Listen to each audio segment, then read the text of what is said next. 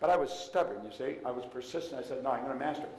So now I make all my own PowerPoint slides. I have fun making them, and I change them, and I throw them out every now and then. I get used to it. And if you want to copy them, you can copy them. You can copy everything I got. It doesn't really make any difference to me, because I'm a creative being. I just make more of whatever it is.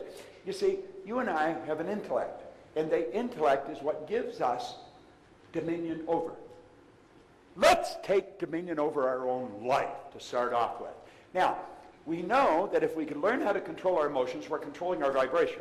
See, this molecular structure is a mass of molecules and a high speed of vibration. The trick is control the vibration.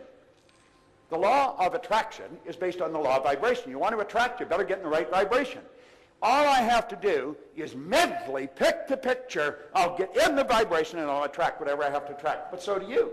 Most people don't know how to control themselves. Your brain is an electronic switching station. You can activate brain cells. Now, your brain isn't your mind, and your brain won't think. You think with your brain, but it won't think.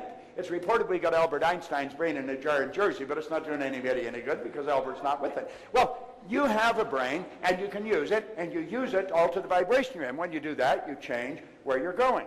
Now, we either are going to control our emotions with our intellect, or our emotions are going to be controlled from outside, and that's what controls most people. They're controlled by their outside world. She upset me. He made me so mad. If the crash came and I blew it all up. No. You attracted everything you got. Now look at it this way. There's the spiritual side, there's the intellect, and the physical. Now this is the beautiful part. Now, I want the person that had the idea of taking something that Sean was talking about and think, damn, I could do that. I could learn how to do that. Who said that? Who said that to themselves? Hold up your hand if you said that. Now, wait a minute. How many can hold their arm above your shoulder? Your arm's getting heavy again, I can tell. How many of you? I know I was sitting there and I did it. If I did it, I'm sure you did it. How many of you thought, damn, I could do that? How many thought that? Okay? Now, hold your arm. Leave your arm up there. I never told you to put it down yet. Okay. See, you leave your arm up. You don't have to leave your arm up. Say, go to hell. I'm going to put it down. All right. Look it. Now, what are we going to do? We're going to activate our intellect, and we're going to tap into the spiritual world. Where is spirit? Spirit's omnipresent. Spirit is 100% evenly present in all places at the same time. What is spirit? Spirit's all-powerful. Spirit's all-knowing. Now think of this. All the power there ever was or ever will be is 100% evenly present in all places at the same time. All the power. You never have to worry about having enough energy. I was 75 a month ago. I've got more energy than most people at 25. If I took you on the road, I'd probably wear you out and send you home. Where does the energy come from? Well, it comes from inside. You've got it. It's 100% evenly present in all places at the same time. Then all the knowledge. Where's the knowledge come from? Well, it's spirit. I'm spirit. It's spirit. All the knowledge there ever was or ever will be is 100% evenly present in all places at the same time. Where's thought? Thought's omnipresent. So thought must be of a spiritual nature. So what do? We activate our intellectual factor. We tap into spirit. We pull thoughts together, and we're starting to think into results. We pull these thoughts together. We take the idea that we sat there when John was talking, say, I am going to do that, and we hold that idea, and what did Carnegie say? It'll move into form through the most convenient and appropriate forms available. Now, if you don't know that, you'd go home and you say, you know, it was a good idea, that guy. What was his name? You know, it was a good idea. That was a good idea, you know. You should think about that sometime. Let me meet you down at the pub, we'll have a beer, and we'll talk about it. After about 16 beers, oh, what idea? What was the idea? You know? Well, that's it. That's simple. Look at it. You activate your intellectual factor.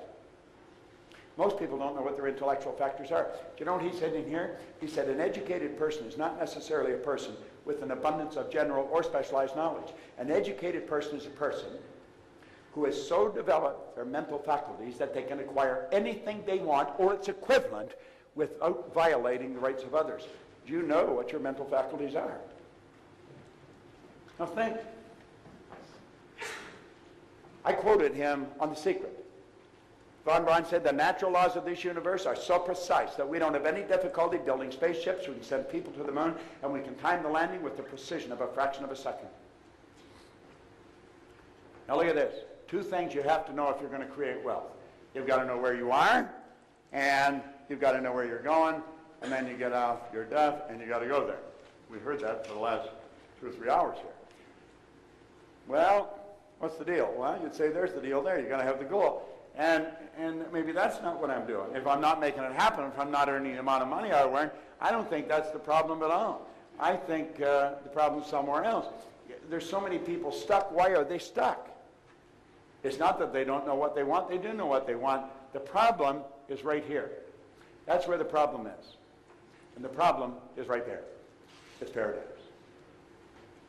This is so basic and it's so misunderstood. So we have to know how to change this. How do we change it? We make a decision. I want to suggest that you make a decision right here, right now, that you are not going to leave this room without a firm decision on exactly what you're going to do with your life. You've got to burn the idea into your mind. Yet say, I am going to do this regardless. Now that's what I did sitting with Ray Stanford. It was on October the 21st, 1961.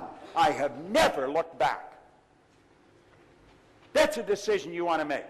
You want to make a decision that you're going to change your paradigm. Now let me tell you about this program.